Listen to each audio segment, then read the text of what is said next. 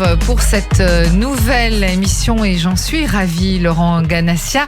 Laurent, bonjour. Bonjour Hélène. Alors, Laurent, vous êtes en charge de la communication à l'Office israélien de tourisme et nous allons intituler notre émission Bon Voyage, puisque chaque mois, nous allons partir en Israël. Alors Laurent, je ne vais pas vous demander comment sont les chiffres du tourisme actuellement. C'est, j'imagine, catastrophique. Disons que, comme vous pouvez l'imaginer, vu la situation, le tourisme, c'est pas vraiment ce qui fait, on va dire, l'essentiel du trafic actuellement en Israël. On attend avec impatience une ouverture, on va dire, franche et nette des frontières pour pouvoir accueillir vraiment des touristes, entre guillemets, dignes de ce nom, qui viendront pour visiter, pour séjourner, même si le tourisme intérieur avec les Israéliens marche très bien. Oui, c'est ça. Et je me disais, il y a certains pays où les Israéliens peuvent aller, comme la Grèce, la Bulgarie. Alors, est-ce que ceux-là vont en Israël ou pas? Peut-être pas, hein. Pas forcément, pas d'une façon massive, parce que il y a toujours des cas exceptionnels, même aujourd'hui, pour les Français, vous savez que ça s'est un petit peu assoupli. Pendant un certain temps, c'était assez rude, et il y a eu vraiment des cas dans certaines familles, notamment pour des moments assez tristes, où c'était vraiment extrêmement douloureux et pénible. Aujourd'hui, il y a quand même eu des efforts de fait, et on peut, surtout quand il y a des joies dans certaines familles, des mariages, des naissances, etc., en passant évidemment par le consulat et en donnant toutes les informations nécessaires, on peut aller beaucoup plus facilement en Israël, toujours en respectant évidemment les règles de ce qu'on appelle le confinement, le bidoud. Et c'est pour ça que c'est assez aussi difficile pour reprendre d'une façon sérieuse le tourisme. Maintenant, on parle bien sûr, vous avez dû, vos collègues de l'information générale ont dû le relayer par rapport à vos correspondants. On parle maintenant de tests qui seront probablement faits, puisqu'il y a déjà un laboratoire qui a été sélectionné à l'entrée de l'aéroport Ben Gurion, justement, pour pouvoir en quelques heures déterminer si la personne est saine et peut rentrer donc sans confinement en Israël. Et donc on espère que dans les prochaines semaines, on pourra reprendre d'une façon, on va dire, progressive, peut-être pas tout de suite massive, il ne faut pas se leurrer, le tourisme, en tout cas digne de ce nom, vers Israël, c'est-à-dire visite, séjour, etc. Alors Laurent Ganassia, le tourisme est catastrophique en ce moment, mais ça n'a pas toujours été le cas dans les années précédentes. Je crois qu'il y a un bilan complètement positif, mais absolument, que ce soit pour la France ou pour... D'ailleurs, aujourd'hui, c'est bien simple, on discute avec des journalistes de la presse touristique et de la presse généraliste qui, ces dernières années, étaient partis en Israël. Ils sont vraiment demandeurs, ils sont en demande, ils veulent partir en Israël. On a eu des émissions avec Télématin sur France 2, avec Échappée Belle sur France 5, sur Radio Classique, sur Europe 1, sur RTL, sur Radio FG, etc. Sans parler évidemment des radios et des supports, on va dire, un petit peu plus confidentiels. Juste pour vous donner des chiffres, je ne vais pas vous y donner de records, mais bon, en 2018, on avait déjà une année record, et en 2019, on a battu cette année record, puisqu'on a reçu 4 551 000 visiteurs, toutes provenances confondues, donc en Israël, ce qui représentait déjà 11% de plus qu'en 2018 et 26% par rapport à 2017, et 367 000 touristes français, ce qui correspondait à une hausse de 6% par rapport à 2018 et 19% par rapport à 2017. Et parmi ces touristes, d'abord d'une façon générale, pour le tourisme général venu de tous les pays du monde, la proportion de visiteurs non juifs est plus importante que la communauté juive. Pour la France, c'est différent parce qu'il y a une grande communauté juive, donc c'est de l'ordre, on va dire, facilement de 75%, 25% ou autre.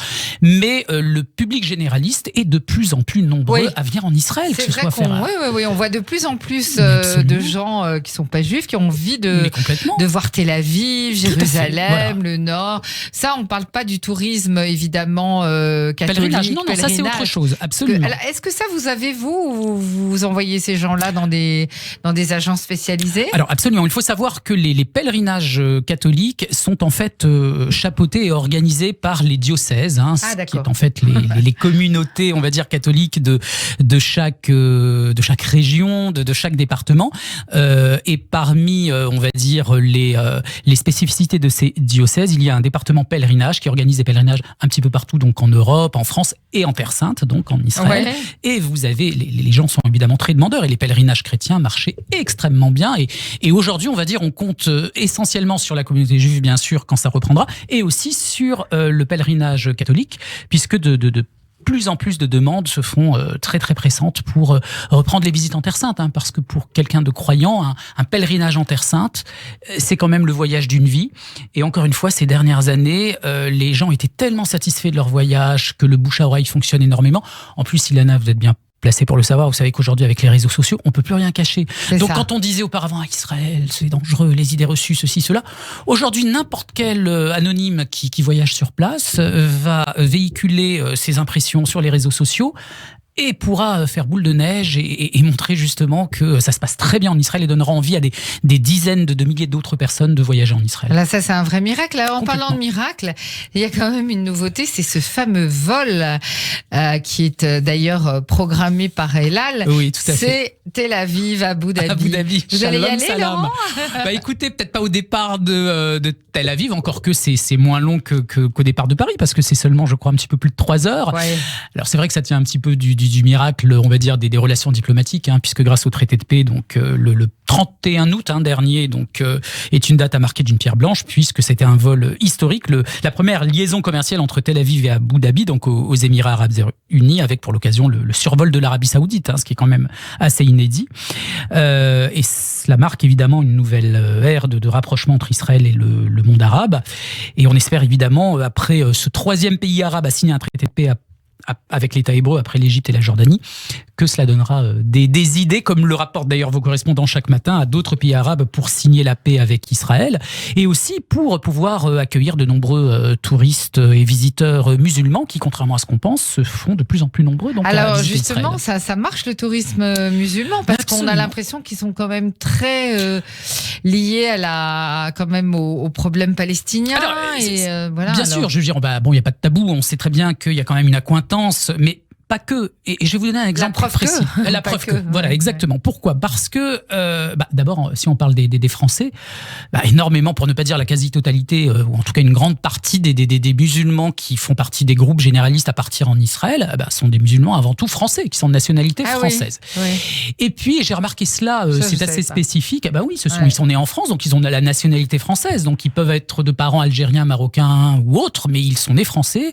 ils ont un passeport français, et le fait qu'ils soient musulmans, c'est au niveau de la religion, mais c'est pas du tout au niveau de la nationalité, si vous voulez. Donc il y a aucun problème, on va dire, de visa ou autre. Hein. Ceux qui sont, on va dire, qui n'ont pas la double nationalité, qui ont un passeport par exemple libanais, algérien ou autre, ils peuvent quand même demander des visas. Et ils peuvent partir.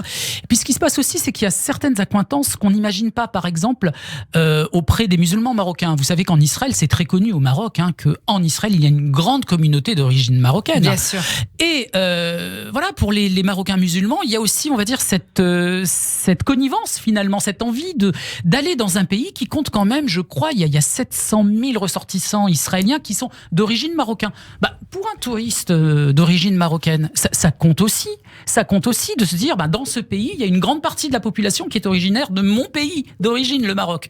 Donc ça aussi, c'est important. Ça, c'est un exemple parmi tant d'autres. Et il y a évidemment le côté lieu saint. Hein. Je veux dire, il y a des lieux saints à commencer par les mosquées, donc à Jérusalem. Mm-hmm. Et moi, quand j'ai eu l'occasion d'accompagner des groupes, soit de journalistes, soit d'agences de voyage, il y a toujours eu des touristes musulmans. Ça s'est toujours très très bien passé. Et ils ont eu une très très bonne surprise en découvrant Jérusalem et les autres villes. Et ils en gardent un bon souvenir. Donc c'est pas encore un tourisme de masse, mais il n'y a aucune raison que dans les mois et les années à venir, ça ne le devienne pas. Alors justement, j'ai envie de rebondir. Et qu'en est-il des Russes ? Parce qu'au fond, vous parliez d'une énorme communauté marocaine. Il y a aussi une énorme communauté russe. Alors, est-ce que vous avez des Français d'origine russe ou des Russes qui partent en Israël ? Alors ça, c'est une bonne question. Peut-être pas de Paris. Alors peut-être pas de Paris, encore que... Alors je connais pas la diaspora, ou en tout cas les communautés, mais il est clair qu'en France, il y a pas mal de Français dont les parents sont d'origine slave, russe, ukrainienne, etc.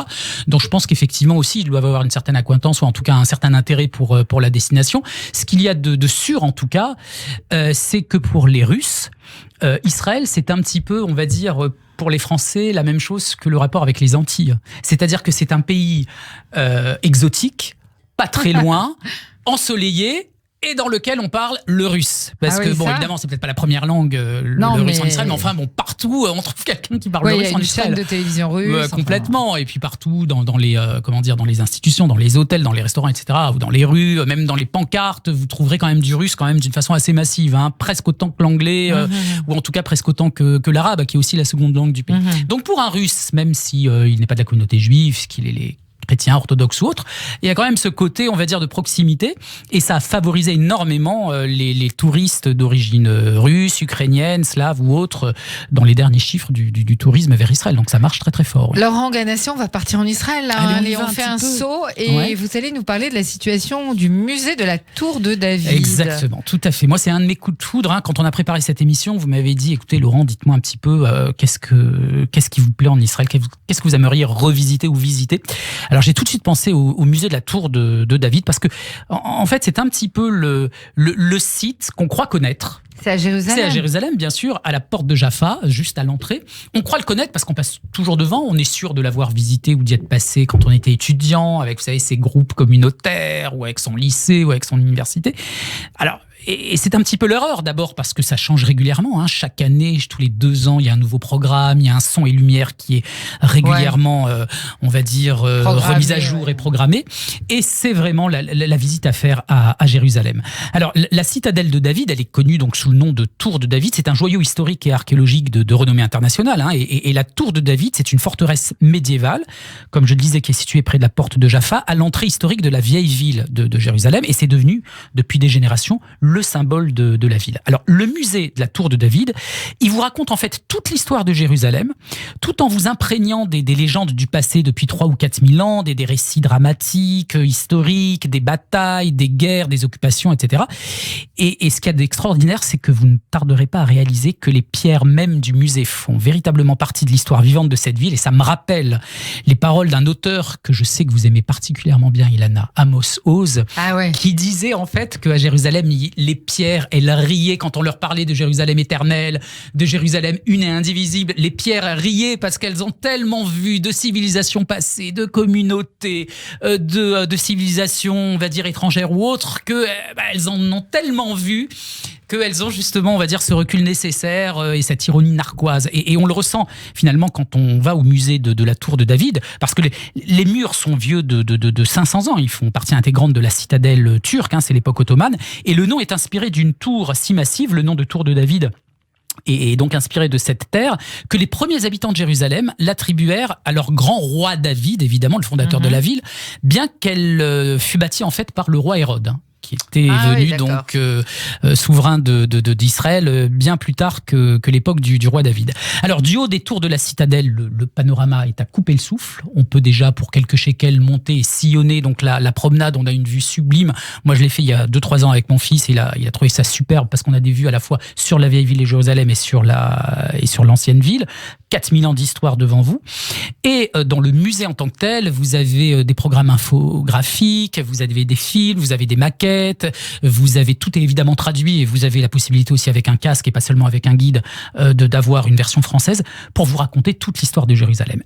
Et last but not least, un spectacle nocturne, je crois 2 fois par semaine, un son et lumière magnifique qui dure à peu près une demi-heure, qui vous plonge complètement dans l'histoire de Jérusalem, avec des couleurs, des formes, une musique sublime. Voilà, c'est vraiment... le jour d'après, comme on dit, quand les touristes pourront revenir, allez-y, visitez le musée de la Tour du roi David. Ça va vous replonger dans l'histoire d'Israël et de Jérusalem et ça vaut. C'est Kedaï, comme on le dit en hébreu, ça vaut vraiment le coup. C'est vraiment très beau. Alors moi, j'ai une anecdote à vous raconter concernant ce musée.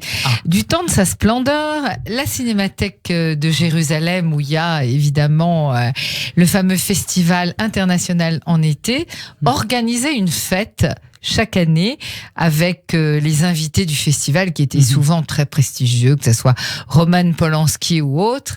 Dans la citadelle de David, elle privatisait donc cet endroit. Et effectivement, on pouvait visiter à sa guise et se promener sur les tours. Alors mon cher Laurent, vous connaissez le syndrome de Jérusalem? Oui, absolument. Il y a même eu un film présenté au festival. Drôle, ouais. Très, très Alors, drôle. Je peux vous dire que moi, pendant 1 minute, Ouais. Ça n'a pas duré longtemps, heureusement, Ouais. parce que je serais pas là en face de vous. J'ai vraiment eu ce syndrome de Jérusalem là-bas. Ouais. Pendant 1 minute, j'ai vraiment pensé que j'étais une ancienne reine de Jérusalem, Zénobie, reine de Palmyre, pour la citer. Ouais. Et ça dure pas longtemps, mais il y a des gens qui sont frappés par le syndrome de Jérusalem, tout à c'est-à-dire fait. qu'ils se prennent pour un ancien roi, parce qu'en fond, les remparts, tout ça, c'est tellement beau que ça étreint. Hein. Ça étreint complètement, et comme me le disent souvent des touristes qui viennent pour la première fois à Jérusalem, et c'est vrai que nous, on y va quand même assez souvent, donc on n'a pas forcément le recul nécessaire. Ouais. Et les gens qui viennent pour la première fois me disent souvent, mais c'est une ville à travers laquelle on aime se perdre. On pensait que ce serait une ville étrangère, on pensait qu'on serait peut-être un peu hermétique parce qu'on imaginait se retrouver au Vatican, à Rome, à Lourdes, le symbole religieux. Et en fait, pas du tout. Et la plupart des gens qui me disent ça, ce sont souvent des jeunes qui ne sont pas religieux, enfin qui ne sont pas forcément non plus ni même croyants, qui ne sont pas juifs, qui ne sont pas catholiques, croyants ou pratiquants, mais qui ressentent quand même quelque chose. Et c'est vrai que ce qu'il y a de formidable à Jérusalem et même en Israël d'une façon générale, c'est même si on est complètement athée, on sent quand même... Il y a de la spiritualité. Il y a de la spiritualité, et puis il y a l'histoire de la mémoire collective et universelle qui ressort de chaque rue, de chaque... Et forcément, c'est quand même touchant, quoi. Vous vous dites, il y a des millions de gens à travers le monde qui dans leurs prières, parlent de Jérusalem. Vous avez entendu cette fameuse chanson, là, Jérusalem, incroyable, qu'on n'arrête pas d'entendre. Je crois que c'est une africaine qui a à l'origine... des Zoulous, non? Un truc comme ça. Je crois, mais moi, c'est mes enfants qui me l'ont fait découvrir par hasard, et elle fait le buzz un peu partout, dans tous les pays du monde. En France, il y a des millions de vues, ne serait-ce que parce qu'il y a quelques jeunes qui dansent sur la plage de Fréjus, 1 million de vues. Alors par contre, Laurent, c'est vrai que moi j'en avais parlé, les gens d'Afrique en général ont une vision complètement mystique et idéalisée de Jérusalem. Absolument, et il y avait ce très beau film, vous qui êtes un féru du cinéma israélien, qui s'appelait Le voyage de James à Jérusalem. Et qui est tellement triste. En bon cinéaste israélien, les démystificateurs des mythes, et qui vont montrer à quel point ce pauvre James est bien triste.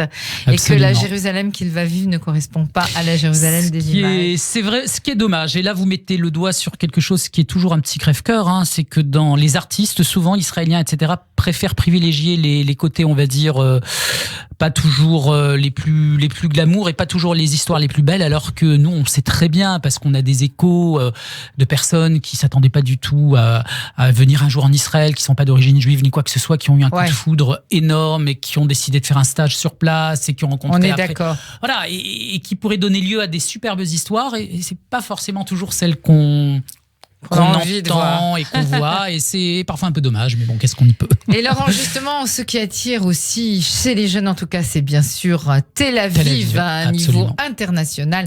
C'est la ville qui ne dort jamais, c'est la ville où on rit. Et là, vous nous emmenez dans un endroit très particulier, qui est très vieux d'ailleurs, puisque c'est le marché Levinsky. Levinsky, tout à fait. Vous savez qu'il y a 4 marchés emblématiques, et là aussi, j'ai voulu changer complètement la donne. On va pas évidemment sur Radio J présenter Tel Aviv, encore qu'il y a peut-être tous les mois quelque chose de nouveau.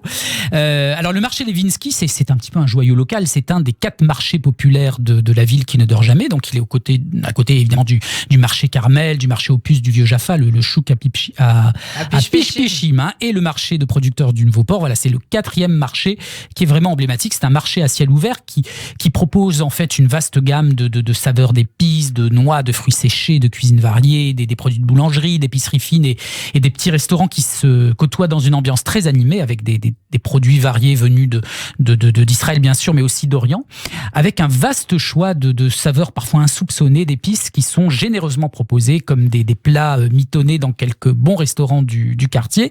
Et je voudrais vous citer donc l'écrivain israélienne Liora Elitouf qui note, je la cite, pour moi c'est génial, le chouk Levinsky, c'est mon marché préféré à Tel Aviv.